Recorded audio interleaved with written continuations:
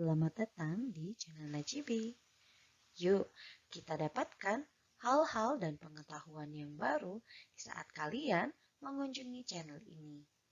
Kali ini, kita akan belajar bahasa Indonesia dengan materi buku sastra. Siapa dari kalian yang senang membaca dongeng, legenda, atau cerita pendek? Yuk, kita akan bahas seperti apa ya buku sastra ini. Tahukah kalian apa itu karya sastra? Karya sastra adalah karya yang menggunakan kalimat yang tersusun dan dituangkan dalam bahasa yang tertata. Nah, karya sastra ini biasanya berdasarkan kepada ide yang imajinatif atau fiktif yang tujuannya untuk menghibur. Apakah ada karya selain sastra? Tentu saja ada. Biasanya karya non-sastra ini berdasarkan fakta atau kejadian yang sebenarnya. Contohnya seperti apa? Yuk kita simak lagi materi selanjutnya. Jadi, karya sastra menurut jenisnya itu ada 3, yaitu prosa, puisi, dan drama. Nah, prosa sastra ini juga terbagi menjadi 2. Ada yang sifatnya fiksi dan ada juga yang non-fiksi. Contohnya, prosa fiksi itu apa? Buat kalian yang senang membaca dongeng, cerita pendek, dan novel, itu termasuk prosa fiksi. Fiksi artinya penuh dengan imajinatif yang tujuannya untuk menghibur. Sedangkan prosa non-fiksi ada biografi, autobiografi, dan juga esai. Nah, biografi ini menceritakan tentang sejarah kehidupan dari seseorang atau tokoh. Tadi kita sudah belajar tentang jenis-jenis dari prosa sastra. Lalu, bagaimana ya kalau kita ingin mengetahui apa sih yang sebenarnya terdapat dalam isi cerita buku sastra? Nah, sebelum kita akan mengulas lebih dalam, ada hal-hal yang dapat diulas dalam sebuah buku, baik itu fiksi maupun non-fiksi. Yang pertama, kita harus tahu data buku ini, siapa pengarangnya, kapan dibuat, menceritakan apa. Lalu yang kedua, inti cerita. Biasanya, inti cerita ini diulas secara menarik supaya menarik minat pembacanya sehingga tidak mudah bosan. Yang ketiga, manfaat membaca buku. Nah, tentu saja ada berbagai macam manfaat dalam membaca buku. Entah ingin mengetahui sejarah, ingin santai dengan membaca buku cerita yang ringan, dan masih banyak lagi. Dan terakhir, kita juga dapat melihat kelebihan dan kekurangan dari isi buku tersebut. Seperti apa ya? Yuk kita simak materi selanjutnya. Kita akan mulai dengan inti cerita bacaan.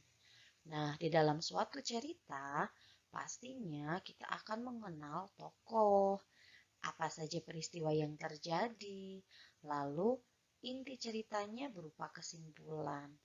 Nah, jadi tokoh cerita biasanya terdiri dari orang-orang atau tokoh yang berperan dalam suatu cerita. Nanti kita akan bahas apa saja ya tokoh yang ada dalam cerita. Yang kedua ada peristiwa atau kejadian yang terjadi di dalam cerita. Nah, biasanya kejadian-kejadian inilah yang membuat kita semakin mengetahui inti dari bacaan. Lalu di sini kita dapat mengambil kesimpulan setelah membaca keseluruhan cerita. Ada kebiasaan seseorang setelah melihat dan membaca keseluruhan cerita ataupun dongeng pasti selalu memberikan pendapat atau komentar.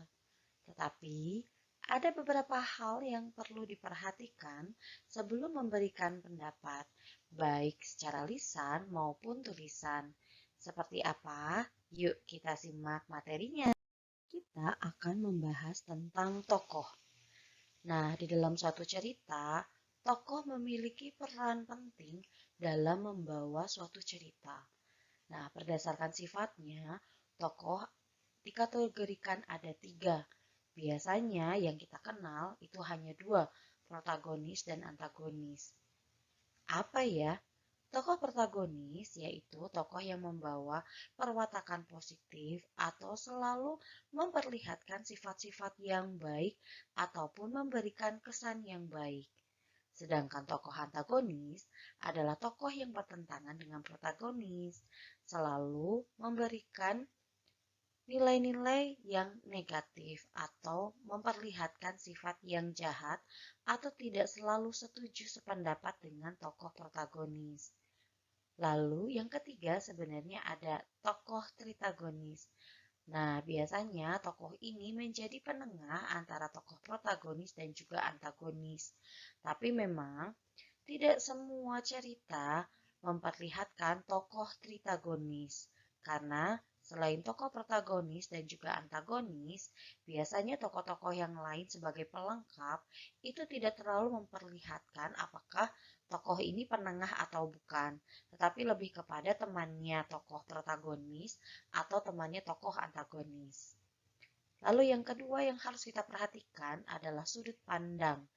Nah, biasanya jika kita melihat tujuan dari pengarang memberikan cerita atau membawakan cerita, pastinya ada sesuatu yang ingin disampaikan oleh pengarang ini dalam cerita. Misalnya, posisi pengarang ini ada 2 macam. Biasanya ada yang berperan langsung sebagai tokoh yang terlibat dalam cerita atau hanya sebagai pihak ketiga yang berperan sebagai pengamat. Contohnya apa ya kalau yang berperan langsung? Nah, biasanya posisi pengarang selalu mengatakan saya, aku di dalam cerita. Jadi, berperan langsung menjadi tokoh. Seolah-olah bahwa pengarang itu memposisikan sebagai tokohnya langsung. Sedangkan pihak ketiga biasanya berperan sebagai pengamat. Jadi, penulis atau pengarang ini hanya memperlihatkan cerita-cerita seandainya dari cerita yang diceritakan. Jadi pengarang ini tidak membawa nama saya atau membawa nama aku di dalam cerita. Pernahkah kalian membaca suatu cerita pendek, dongeng, atau legenda? Nah, biasanya di dalam suatu cerita itu menggunakan alur untuk menceritakan rangkaian peristiwa, terutama cerita fiksi, yang memperlihatkan hubungan sebab akibat. Nah, alur ini ada beberapa macam, yaitu alur maju. Nah, biasanya untuk alur maju ini adalah rangkaian peristiwa yang urutannya sesuai dengan urutan waktu kejadian. Misalnya, jika yang diceritakan hari ini, kemudian bab selanjutnya besok, bab selanjutnya besok lusanya. Apapun dari tanggal, dari hari, itu urutannya selalu maju. Kemudian ada alur mundur. Alur mundur ini adalah rangkaian peristiwa yang ceritanya bergerak mundur. Biasanya kalau alur yang mundur ini ingin menceritakan kejadian di masa lampau yang mengakibatkan kejadian di masa kini. Misalnya, kenapa masa kini saya mendapatkan juara? Ternyata ada usaha nih di balik saya mendapatkan juara. Nah, di bab berikutnya akan diceritakan bahwa ada usaha-usaha dong sebelum menjadi juara. Entah belajar, mendapatkan bantuan dari orang lain, ada kerja keras, ada juga menghadapi kendala-kendala. Nah, semuanya diceritakan dengan alur yang mundur atau flashback menceritakan apa yang terjadi sebelumnya. Sedangkan untuk alur maju mundur atau yang campuran, nah ini lebih membutuhkan kepekaan dari pembacanya. Kenapa? Karena mungkin ada maksud tertentu dari pengarang ini membawa cerita itu ke alur maju mundur, maju mundur. Contohnya seperti apa? Contohnya adalah pada saat di awal cerita itu tentang kejadian hari ini. Lalu di bab selanjutnya itu hari yang kemarin. Di bab 3 balik lagi nih flashback ke masa kini gitu kan. Apa efeknya kalau saya memilih tidak untuk kejadian yang kemarin gitu. Pasti kan akan berubah dong alurnya. Nah, itu pastinya akan ya pembaca harus dibuat membaca dengan cermat, memahami maksud dari pengarangnya. Kenapa nih dengan alur maju mundur ini? Pasti ada sesuatu yang ingin disampaikan atau mungkin memang harus begitu alurnya supaya memang pembaca itu menarik minat pembaca gitu. Kemudian di sini kita akan belajar tentang latar. Nah, latar ini adalah segala keterangan yang berkaitan dengan waktu, tempat, suasana, dan juga situasi di dalam cerita. Nah, dari katanya saja tadi latar itu ada beberapa macam. Nah, kita akan bahas satu persatu. Latar tempat. Nah, biasanya latar tempat, yang namanya juga tempat ya, artinya berarti lokasi atau tempat kejadian peristiwa yang diceritakan dalam sebuah cerita. Apakah latar tempat itu selalu monoton di satu tempat? Tentunya tidak, apalagi kalau ceritanya eh, boleh dibilang berepisode-episode gitu ya. Lebih banyak ceritanya pastinya latarnya tidak hanya di dalam satu tempat, tapi mungkin ada saja yang memang memiliki dominan tempatnya ya di satu cerita itu. Misalnya cerita tentang anak sekolahan, ya pastinya ada satu latar tempat yang mendominasi dari cerita tersebut, yaitu apa? Sekolah. Apakah ada latar tempat rumah? Ya pasti, karena setiap murid sudah selesai sekolah pastinya kan pulang ke rumah. Atau misalnya ada kegiatan yang lain bersama teman-teman. Nah, itu bisa juga menjadikan latar tempat. Kemudian ada latar waktu, yaitu waktu terjadinya peristiwa dalam sebuah cerita. Nah, latar waktu juga boleh dibilang tergantung dari pengarang itu membawa situasinya kemana. Apakah latar waktunya hari ini, besok, atau di masa depan, atau lagi cerita di masa yang lalu. Nah, itu biasanya eh, pengarang itu memiliki maksud tertentu dengan mempola cerita tentang waktu ini atau latar waktu ini. Lalu yang ketiga ada latar suasana atau situasi, yaitu apa yang terjadi di dalam cerita. Misalnya apakah dalam satu cerita ini suasananya menegangkan, sedang lucu, atau sedang bahagia, atau sedang sedih, atau sedang galau. Nah, biasanya dalam satu cerita itu memiliki latar suasana yang bermacam-macam. Misalnya kalau misalnya seorang pelajar di sekolah itu bisa saja lagi bete gitu kan, kalau punya masalah dengan teman, atau mungkin lagi ceria gitu kan, misalnya bisa ketemu teman lama dan masih banyak hal yang lainnya. Dan tentunya latar suasana juga mendukung pembaca untuk aku juga ikut terbawa emosi nih. Kalau lagi sedih ya bisa mengeluarkan air mata. Kalau lagi senang bisa ketawa sendirian saat membaca cerita. Atau mungkin kalau lagi marah bisa aja kita terbawa emosi dibanting bukunya. Tadi kita sudah belajar tentang jenis-jenis sastra. Kita juga sudah belajar bagaimana menyampaikan pendapat sesuai dengan hal-hal yang harus diperhatikan seperti tokoh, latar, alur. Nah, itu biasanya kita bisa menceritakan kepada orang lain atau orang terdekat. Biasanya suka curhat, ya aku habis baca novel ini atau habis baca dongeng ini. Kemudian kan kita selalu memberikan pendapat. Lalu biasanya yang terakhir adalah pesan moral. Nah, biasanya pengarang itu selalu menyisipkan pesan moral di akhir. Nah, biasanya itu kita harus baca dulu dari awal sampai endingnya. Biasanya endingnya juga tidak terduga, ada yang sedih, ada yang senang, tergantung dari ceritanya. Nah, biasanya untuk menentukan pesan moral ini ternyata punya triknya. Seperti apa? Nah, yang pertama, tentunya kita harus membaca cerita dong dari awal sampai akhir dengan cermat supaya tidak tertinggal hal-hal penting yang bisa kita buat menjadi satu pesan moral itu. Yang kedua, mencari peristiwa atau kalimat yang mengandung saran atau nasihat. Yang ketiga, membuat kalimat kesimpulan dari berbagai peristiwa dan kalimat-kalimat yang mengandung saran dan nasihat.